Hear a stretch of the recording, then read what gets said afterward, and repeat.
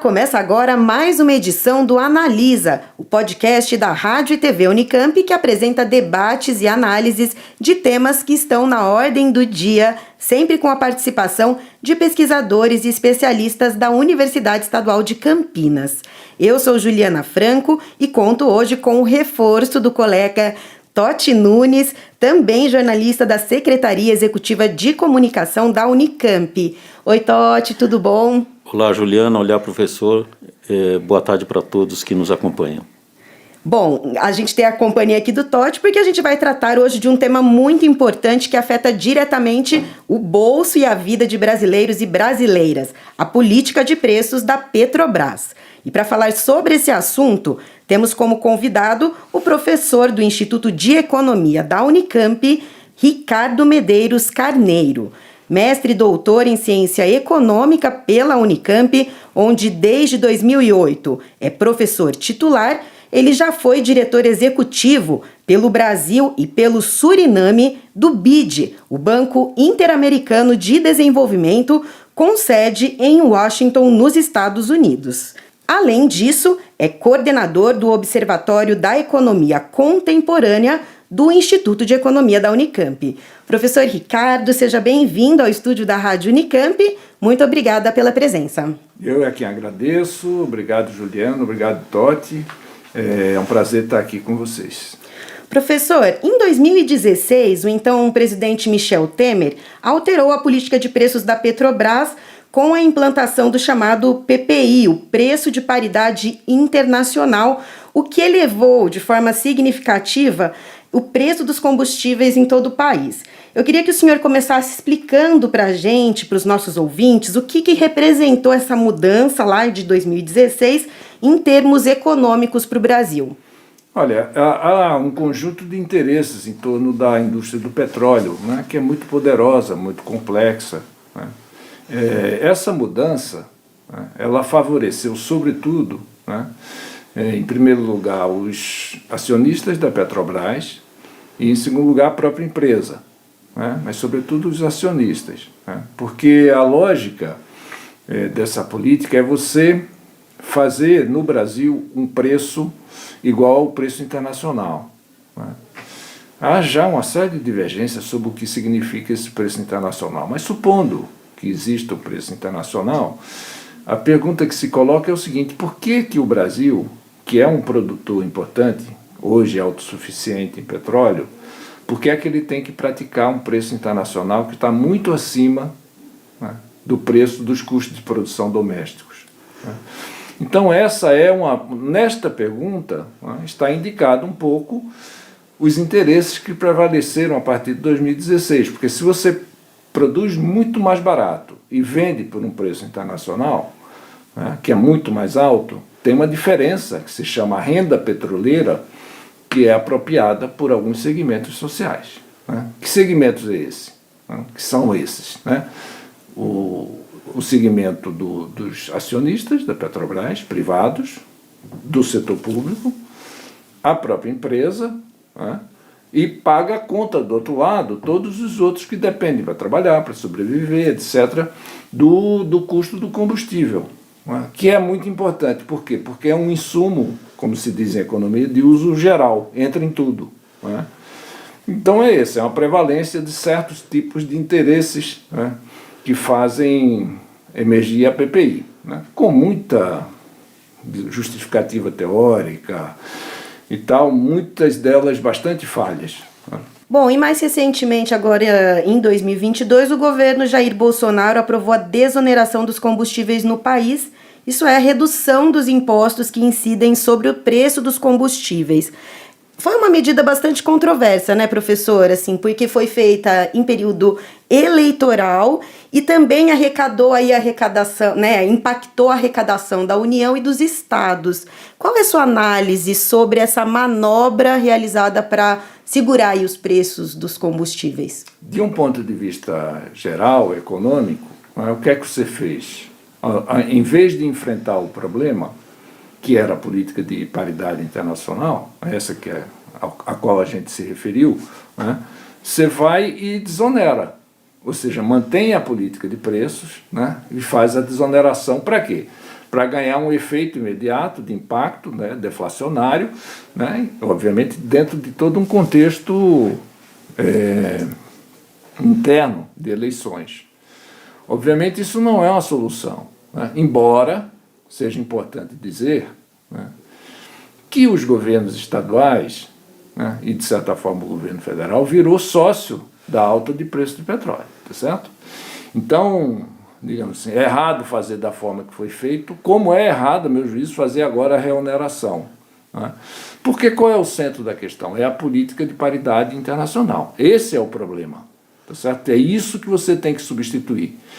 E depois criar uma estrutura tributária, né, que seja mais compatível, inclusive com o estímulo de combustível não fóssil, né, com os incentivos corretos, etc., para você usar menos petróleo.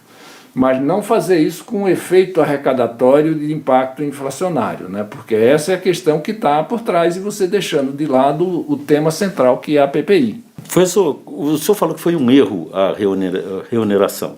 Por que o senhor avalia dessa forma? Então, como eu estava dizendo, eu acho que o que você tem que fazer no Brasil, né, é mudar a PPI. É fazer, digamos, a PPD. Né? O que é a PPD? A PPD é a política de preço doméstica. Né? Vou dar um exemplo do que é a política de preço internacional. Né? Todo mundo viu a Copa do Mundo, o Catar, né? A riqueza que tem ali. Aquilo era um povo, né, que vivia de mergulhar e pegar pérola em concha. Paupérrimo. Né? Hoje é uma das maiores rendas per capita do mundo. Isso é um imposto que aquele grupo, por ter petróleo, cobra do mundo inteiro. Se você não produz petróleo, você tem que pagar. Mas você produz. E produz muito mais barato, não é, do que o preço internacional. Então você tem que usar isso em favor, né, no sentido geral, do povo brasileiro, das empresas brasileiras, do desenvolvimento econômico brasileiro. É isso que está errado, porque onerar e reonerar, desonerar e reonerar, é um jogo, não é? Que, além de tudo, do ponto de vista técnico, a meu juízo, está errado. Não é? Porque se você faz uma reoneração, como está sendo feito agora, né, sem mudar a PPI, né, tudo bem, tem uma janela de oportunidade, o preço caiu um pouco, você mitigou o impacto, mas tem um problema sério. Primeiro, o preço do petróleo é muito volátil. Nada me assegura que daqui uma semana, um mês, ele não volta a crescer. E aí você não resolveu o problema da PPI, vai ter que subir os preços internos. Né? A segunda questão é o impacto nos preços. Né? E não é um impacto direto só no custo do custo de vida. Né? Hoje se sabe, está bem discutido isso, inclusive pela economia ortodoxa, né, que o preço do combustível e do alimento, esses dois grupos, eles são sinalizadores da inflação. Então, se eles aumentam, o conjunto de preços vai atrás. Né? Então, o risco de você ter um repique inflacionário no Brasil e continuidade do aumento da taxa de juros, etc., é muito significativo. Por isso eu acho inapropriado o momento. Eu acho que primeiro teria que fazer a revisão da PPI. E é viável fazer isso. Podemos até discutir como. Depois fazer a reoneração, inclusive com um esquema diferenciado de tributação. Como seria essa alteração da PPI, então, professor? Você produz petróleo hoje no Brasil ao custo médio de extração de $5 o barril. Em algumas áreas do pré-sal, você está tirando petróleo a $3. Né, que é o custo da Arábia Saudita. Né. Se você põe todos os encargos em cima disso, né, tipo participação especial, royalty, essas coisas todas, você chega ao que eles chamam o break-even, que é o preço que recupera todos esses custos, de cerca de $30. Né. Se você puser 50% de margem bruta, que é uma margem excelente, tá certo? Você chega a $45 o preço do barril equivalente de combustível no Brasil. Né? Qual é o preço hoje? 80, 85, está oscilando nessa faixa. Ou seja, você tem uma margem, tá certo? Para reduzir o preço, uns cálculos aproximados de 30% a 40%. Aí você diz o seguinte, e o que é que acontece com a Petrobras? Não, ela, com a margem de 50%, ela terá uma lucratividade alta. Distribuirá dividendos, né? Fará seus investimentos, mas dentro de uma certa lógica de normalidade, não sendo a companhia, uma das companhias mais lucrativas do mundo, com base nesse patrimônio, que não é dela, né? É da nação, é do povo. Né? Muito bem, qual é o problema que fica aí? O problema que fica aí é que o Brasil, né, importa hoje 20% do combustível que consome. Né? E você diz, bom, e como é que fica? Porque aí é preço internacional mesmo, é verdade. Né? Como é que você pode resolver esse problema? A solução é você tributar a exportação de óleo cru, tá certo? E pagar a diferença, com isso pagar a diferença do custo de importação. Aí você nivela, tá certo, com o preço doméstico. Né? Pode fazer sob a forma de um fundo de estabilização, de uma conta de estabilização, né? Mas é viável fazer. Né? E é viável porque você está financiando a alta de preço pela alta de preço. Toda vez que o preço sobe lá fora, você arrecada mais, consegue fazer a equalização. Né? É um mecanismo discutido, estudado. Né? Vários economistas se debruçaram sobre isso, é bastante viável. Agora, quais são os interesses que estão por trás? Tá certo? Essa é a questão relevante. Você vai ter que arbitrar aí contra esse horror, né, esse absurdo que é essa distribuição de dividendos, tá certo? Seja para o setor privado, seja para o setor público. Esse é o nó. Né? Vai ter que definir uma política de investimentos para a Petrobras com muito mais clareza, para definir qual é a margem que você precisa. Né? Então, e essas definições elas não são técnicas. Elas são definições políticas, ou de economia política, digamos assim. Né? Então, esse é que é o ponto relevante. O professor, então, já que o senhor estava falando sobre essa questão dos dividendos, se disse, desde o início da campanha eleitoral do ano passado, por exemplo, o Ciro Gomes falava disso, de que em outras partes do mundo, empresas similares, os acionistas ganhavam perto de 9%, aqui ganha 38%. Eu queria que o senhor falasse, primeiro, essa realidade existe mesmo, e o que o senhor acha disso, dessa exorbitância nos dividendos distribuídos? Então, há uma lógica da empresa contemporânea, que não é só a empresa de petróleo, né? Que é a empresa em geral, que se chama uma nova governança, que é a maximização do valor acionário. Você distribuir o máximo possível de dividendos para valorizar as ações, para remunerar o investidor. Só que é um pouco exagerado. Para você ter ideia, eu estava vendo rapidamente os dados, em 2022, a Petrobras distribuiu 90%, sob a forma de dividendo, 90% do seu lucro. Né? E ficou só com 10% do lucro líquido para investir. Olha o desequilíbrio que você tem, porque você não tem programa de investimento, quer maximizar o ganho de curto prazo, né? Porque o investidor, ele é isso, ele compra uma ação, né, para maximizar o rendimento dele de curto prazo. Então prevaleceu essa lógica, tá certo? Do chamado investidor de carteira, que não tem interesses de longo prazo na empresa, no setor de petróleo. Né? Quanto mais distribuir e mais rápido, melhor. Né? De certa forma, né, a gente está vivendo um caso parecido, né, com o caso das lojas americanas. Né? Escondia dívida e maximizava o lucro para distribuir dividendo. Né? No caso da Petrobras, não é isso, mas é parecido porque é um mecanismo de você maximizar a distribuição. E a pergunta é o seguinte, bom, e daí? E daí que é uma empresa pública. O setor de energia é estratégico, tá certo? Essa distribuição, por exemplo, ela é compatível com o programa de investimentos da Petrobras? Eu acho que não é. Né?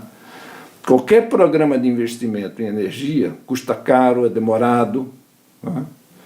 E precisa ser feito, né, sem endividamento, ou com um endividamento menor, portanto, usando lucro. Né? No fundo, é que há uma competição, para além do fato de se é justo ou injusto, né? É claro que é injusto, né? Porque isso quem paga a conta é o consumidor brasileiro, em geral, o povo brasileiro. Né?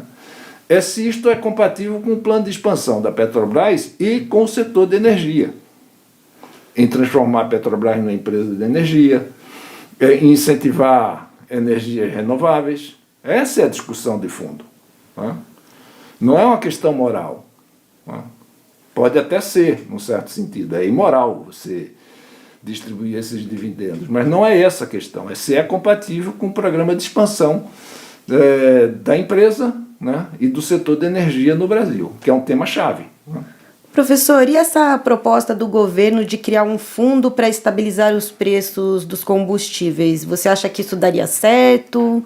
Qual a sua opinião a respeito? Então, eu, algum tempo atrás, junto com o assessor do PT no Senado, que é o Bruno Moretti, que agora vai virar conselheiro da Petrobras, né, nós formulamos uma proposta. Na verdade, nós ajudamos o senador Rogério Carvalho, do PT, a fazer um projeto do Fundo de Estabilização. Depois isso foi para a mão do Jean Paul Prats, porque ele virou o relator no Senado do projeto. Fez algumas modificações, algumas das quais eu, inclusive, não concordo, mas o espírito é mais ou menos esse. E aí eu volto para o tema atrás, né, que é exatamente isso. Como é que você vai fazer a estabilização de preço? Primeiro você tem que escolher qual é o patamar de preço que você quer. Não é um setor concorrencial, tá certo? Não é a produção de hortifruti, de um bem simples qualquer. É um setor, digamos assim, cujas decisões são sobretudo políticas. Então o que é que você vai querer fazer? Você vai querer internalizar o preço internacional e fazer com isso bancar certos interesses, ou você vai querer fazer o vetor de preço doméstico? Essa é a primeira escolha. Se você fizer, o vetor do preço internacional, todo mundo aqui já sabe, né, o que é que ele significa.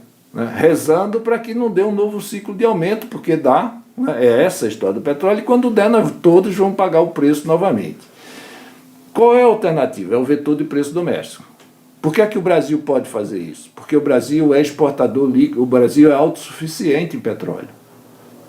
Mais do que isso, o Brasil produz petróleo a um custo muito baixo. Né? Mas o Brasil tem um problema, o Brasil importa 20% dos seus combustíveis. Então a equação, digamos, do Fundo de Estabilização é essa. É você definir um vetor de preço interno, tá certo? Em torno de 50, 60 dólares, 50 dólares o barril, né? Custo equivalente, que daria cerca de 1/3 de redução nos preços, né? Fazer esse vetor de preços no Brasil, que seria, e na parte que é mais cara do que isso, né? Para você viabilizar a importação, você compensar essa diferença de preço. Com que dinheiro? Tributação da exportação de óleo cru, que cresceu muito. Aí as pessoas dizem, mas isso vai tributar mais o setor. O setor de petróleo do Brasil só paga menos imposto, só paga mais imposto do que pouquíssimos países. Né? Quem paga parecido com o Brasil é a Nigéria, por exemplo. Os Estados Unidos tem uma carga de 66%, o Brasil de 56%. Né? Então você tem espaço para tributar, e esse imposto ainda tem um efeito regulatório, porque ele induz a você refinar, a construir refinarias internamente, e não a exportar o óleo cru. Né? Ou seja, o desenho é consistente, tá certo? É possível fazer. Né? De novo, voltamos para a questão de economia política. Quais são os interesses que são a favor e contrários, tá certo, a esse projeto? Ô professor, e aí, qual a sua análise dessa última medida que foi a gente estava nos últimos dias discutindo, né, se seria o fim da desoneração completa, e aí o governo, o Ministério da Fazenda, anunciou uma desoneração gradual ou parcial. O que isso carrega de mensagem em relação aos planos desse governo em relação a essa questão dos combustíveis e da Petrobras? Olha, olhando do ponto de vista, digamos assim, do que seria racional, do nosso ponto de vista, de uma política mais consistente e progressista para o setor, né, eu acho que o ideal seria você ter refeito a PPI. Né?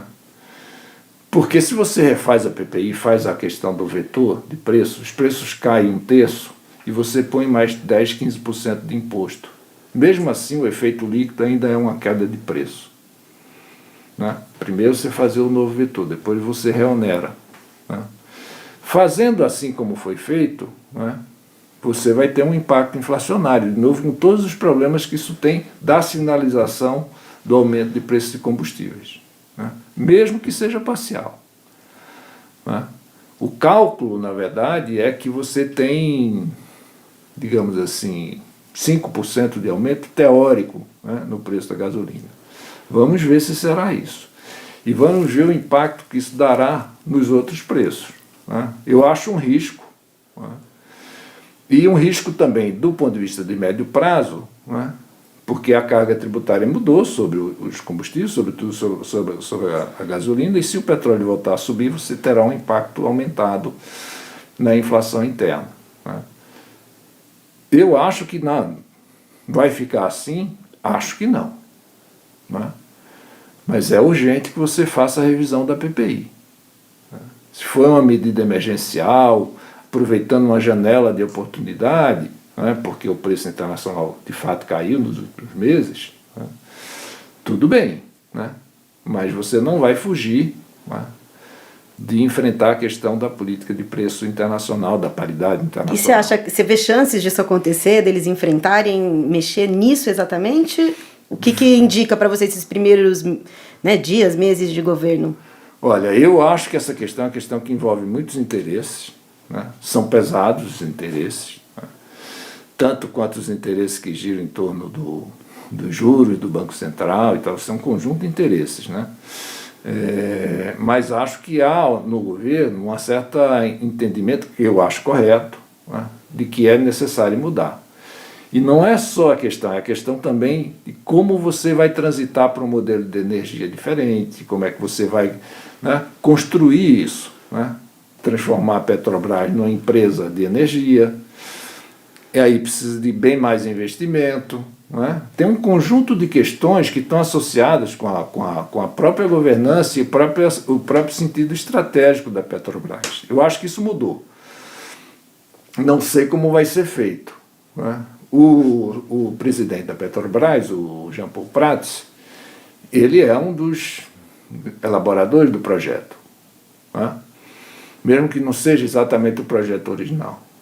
Hoje eu vi também que o Bruno Moretti, que era assessor do PT no Senado, o principal assessor, e que hoje é secretário da Casa Civil, né, que formulou, né, junto comigo, o projeto do Fundo de Estabilização, está indo para a empresa como conselheiro. Né? As indicações também são de conselheiros alinhados, na verdade, com essa perspectiva. Né?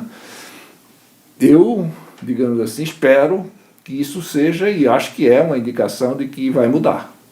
Exatamente como vai ser, é difícil porque é um processo complexo, tem negociação, mas eu acho que vai no sentido, né, de diminuir o peso do preço internacional e aumentar o peso do preço doméstico. Acho que essa é a direção que está sendo indicada. Né? Professor, me corrija se eu estiver errado. O senhor falou em algum momento que 90% do lucro é distribuído em dividendos e 10% vai para investimentos na própria Petrobras. Não sobra nenhum dinheiro para investimento em políticas públicas em outros setores vindos da Petrobras? Não, isso sobra sim, porque isso aí é o dividendo, na verdade, ele é calculado sobre o lucro líquido, não é? Já é a destinação final do lucro da Petrobras. Tá? 90% acho que foi 2022, 2021, se não me engano, ele precisaria fazer esse cálculo, mas tem sido altíssimo. Né? Pelo menos 70%, 80% dos lucros da Petrobras têm sido distribuídos como dividendos. Né? Mas há uma função, o petróleo também paga, né, digamos assim, suas contribuições sociais. Né? Primeiro tem a arrecadação, vinha partilha, né, que é a participação da União no recurso do petróleo, na distribuição, tem royalties, né, que são necessariamente, esses recursos são necessariamente aplicados no fundo social. Né?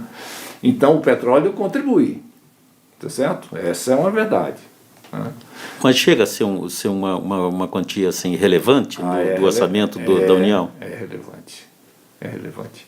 Porque o petróleo em movimento se produz 3 milhões de barris por dia, né? Já hoje no Brasil. Né? É muito dinheiro. Né? Então, uma parte do orçamento é composto, né, por esses recursos. Né? É claro que parte disso, né, é uma discussão difícil essa. Parte disso é royalty, tá certo? Que constitui os fundos de municípios que são produtores. Tem muito desperdício de recursos também. Agora, por exemplo, a discussão do litoral norte de São Paulo, né? Que são cidades sem saneamento, sem infraestrutura. Todas aquelas cidades, naquela região de São Sebastião, recebem bastante dinheiro do royalty do petróleo. Precisaria dar um uso melhor, né? Mas tem sim contribuição do petróleo. A discussão, né, entre a distribuição do lucro, primeiro é o tamanho do lucro. Né? O lucro da Petrobras é muito maior do que a das petroleiras em geral. E por que é maior? Porque você toma o preço internacional e produz a um custo que é muito mais baixo do que as outras petroleiras. O senhor saberia quantificar qual é a diferença? Quanto ele seria maior que as outras? Olha, posso tentar lembrar, né? O último dado que eu tenho do ano, eu acho que é 2022, calculado pelo Eduardo Costa Pinto, mostra uma taxa de retorno da Petrobras de cerca de 28%, enquanto que as outras empresas, a mais alta, acho que a BP, a British Petroleum, acho que tinha 12%, né? E as outras na faixa de 7, 8. Mas conceitualmente, o que é que isso é explicado? Por quê? Pelo fato que você produz aqui a um custo mais barato, muito mais barato, que é o pré-sal, que é uma conquista fantástica. Né? Você produzir no pré-sal ao custo da Arábia Saudita é uma coisa que as pessoas não realizam. Né? Falam muito em corrupção da Petrobras, não esquece isso. Né? Que é uma conquista tecnológica fundamental. Né? Então, por isso que o lucro da Petrobras é muito maior. Então, a discussão aqui, primeiro, tá certo? É que você, para ter um lucro desta natureza, você está transferindo renda da população para a empresa e para os seus acionistas. Primeiro é saber se é razoável, tá certo? Você transferir, né? Ter essa renda petroleira, como se chama. Né? Não deveria ser essa. Segundo, entendo a renda petroleira, porque ela é inevitável, que você produz a um custo muito baixo, como é que você divide? Quanto vai para acionista, quanto vai para investimento, quanto é para projeto estratégico, quanto vai para o social, sob a forma lá de royalty, né? Ou de participação especial. Acho que essa é a discussão, é a equação que tem que ser resolvida. Professor, algo mais que o senhor acha importante, assim, eu estava pensando agora, assim, às vezes um ouvinte, essa conversa parece muito abstrata, né, assim, de coisas muito técnicas, mas acaba isso, impactando diretamente na vida da população, seja nessa questão das políticas públicas ou mesmo no custo de vida, né. O que você falaria para o ouvinte em relação a ficar atento com certas questões? Olha, eu acho que a primeira questão que tem que acompanhar, que é de interesse geral, né, é o impacto que isso tem nos preços. Né? É isso. O senhor acha que o preço deveria ser controlado? Não, eu acho sim. Essa que é a tese, na verdade, minha, que eu estou defendendo aqui. Eu acho que você tinha que fazer uma PPD, uma política de paridade doméstica. Tá certo? Você tem que fazer um preço, porque qual é a questão? É que a Petrobras é monopolista. Do petróleo internalizado, que é refinado aqui, que é usado internamente, 90% é da Petrobras. Na exportação é 70%. Entendeu? Então você tem um controle, é um monopólio a Petrobras. Já vai privatizar um monopólio desta magnitude, tá certo? Então, se você tem um monopólio, a decisão sobre preço é uma decisão política, desde que você respeite alguns parâmetros básicos. Os custos, a margem de lucro, uma certa distribuição de dividendo, que a ideia não é acabar com o acionista privado, até porque eventualmente você pode precisar de investimento privado no setor. A ideia não é esta, a ideia é como você divide isto, mas não é que é controlado, é um preço fixado, tá certo, a partir desses critérios. Né? Aí você diz, tem subsídio? Não, não tem. Né? O subsídio seria um subsídio se você tivesse, produzisse a custo muito alto e tivesse limitando e pagando a diferença, tá certo? Em relação ao preço doméstico. Você não tem subsídio em relação ao preço doméstico, tá certo? Você produz petróleo aqui a $80 e está usando recurso orçamentário para subsidiar o preço. É isso que eu estou propondo? Não, não é isso. Né? Eu estou propondo que você faça o preço doméstico, mais todos os encargos, mais toda a margem de lucro, tá certo? E com isso você tem a diferença em relação ao preço internacional. Aí você diz, tem subsídio em relação ao preço internacional. É brincadeira, porque o que é o preço internacional? É um preço também de monopólio. É um preço especulativo. Né? Então não faz sentido eu definir subsídio em relação ao preço dessa natureza. Só para fechar aqui de minha parte, Juliana, é o seguinte: como é que o senhor vê essa tese, que foi aventada muito seriamente no ano passado, de privatização da Petrobras? Olha, eu acho que tem... Eu acho que é um desastre. Né? Primeiro porque, se você olhar o mundo, nos últimos 30 anos, você tem a tendência inversa. Tem duas tendências no negócio do petróleo. Primeiro, uma ampliação do peso dos estados nacionais e das empresas estatais desses estados. Né? Já se foi a época onde o negócio do petróleo era dominado pelas sete irmãs, né, como se diziam, que eram empresas privadas. Hoje, grandes empresas, né, são empresas estatais. Né? Se você juntar as empresas estatais e os estados que são exportadores líquidos, né, não são mais do que 15 atores relevantes. Né? Então esse é o negócio do petróleo, ou seja, uma coisa concentrada. Aí você vai, no Brasil, pulverizar isso, a Petrobras? Você vai transformar isso, tá certo, num monopólio privado, mais dia menos dia. Né? Olha o que está acontecendo, por exemplo, na Bahia, com a refinaria, que eles privatizaram. Isso é um exemplo bom. As refinarias são calculadas mais ou menos para cobrir uma certa área, então ela tem um certo poder de monopólio ali naquela área. Eles estão praticando preços acima da PPI. Entendeu? Essa que é a questão, né, que é uma questão importante. Você não pode, o negócio do petróleo não é privatizável. Né? Não é privatizável. Esse aqui é o ponto relevante. Acho que você tem que avançar também. A outra direção que você observa no mundo é você integrar verticalmente. Né?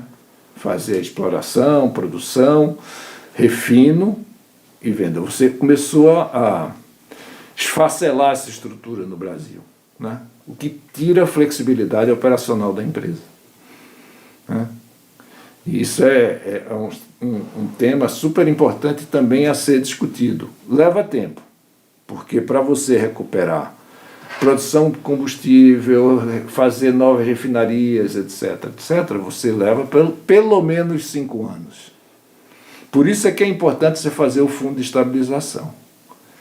Porque é uma solução, suponha que eu decida reestatizar o setor, na margem, obviamente, né, e reintegrar o setor. Isso vai levar de 5 a 6, 7 anos. Enquanto isso, o que é que eu faço? Eu faço o fundo de estabilização.